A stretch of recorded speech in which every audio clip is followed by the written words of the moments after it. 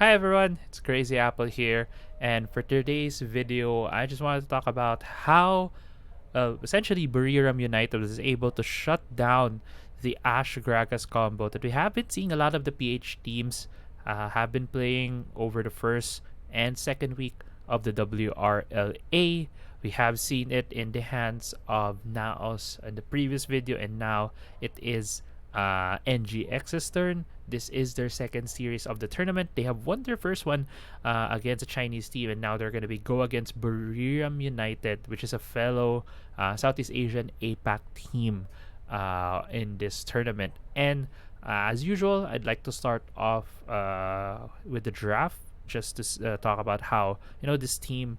Buriram was able to take down the Ashe Gragas from Nigma Galaxy. And first off, it's gonna come down to, I would say, two essential picks, and that is the Lucian in the mid lane on the hands of Noel, as well as the Senna for the Dragon laner for Buriram. And two main points for these two champions.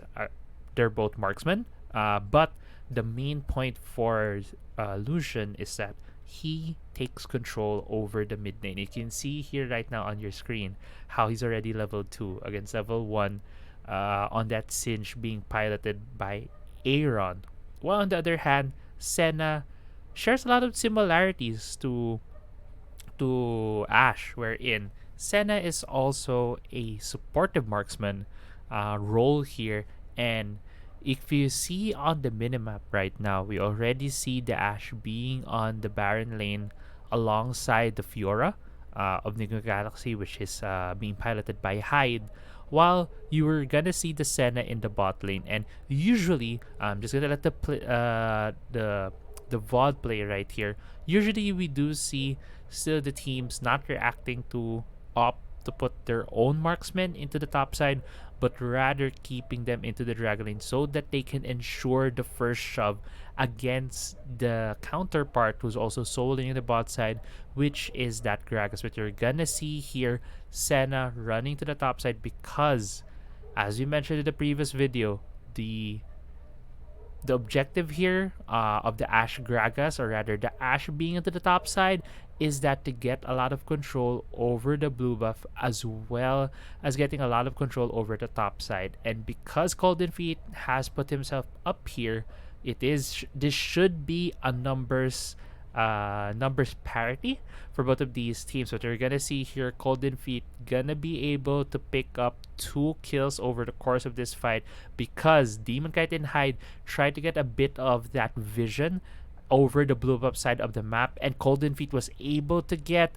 that root on Demon Kite, essentially getting another kill right here against Hyde. And BRU, I'm just gonna pause it right here and then just rewind it a couple of seconds because I want you to look at the minimap. You can see the ping right here, the red ping, and what do you see? Two members from Nigma Galaxy go into the top side, which is the Riven and the Singe. We're not gonna see it here in the game, but they have been intercepted by Valdez, which is piloting that Aatrox to stop the reaction of the members of Nigma Galaxy to support this fight that's happening in the Baron lane.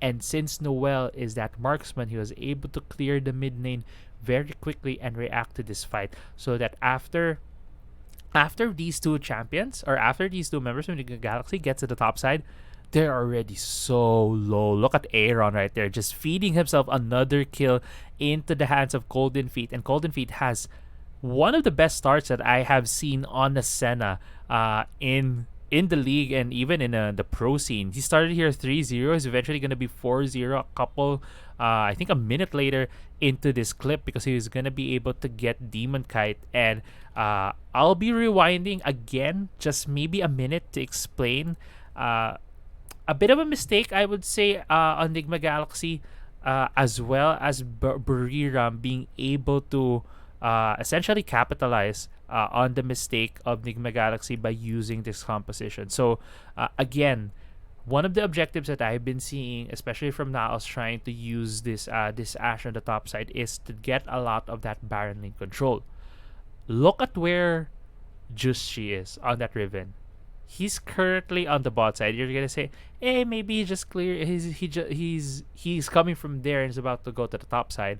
But look at his side of the jungle on the red buff side. It's all cleared, meaning Justri went from red and is just now getting the scuttle in the bot side to get a bit of that vision to provide a bit of safety for Draw, who is the lone member there in the bot side for Nigma Galaxy. But what this does is a power imbalance now in the upper half side of the map.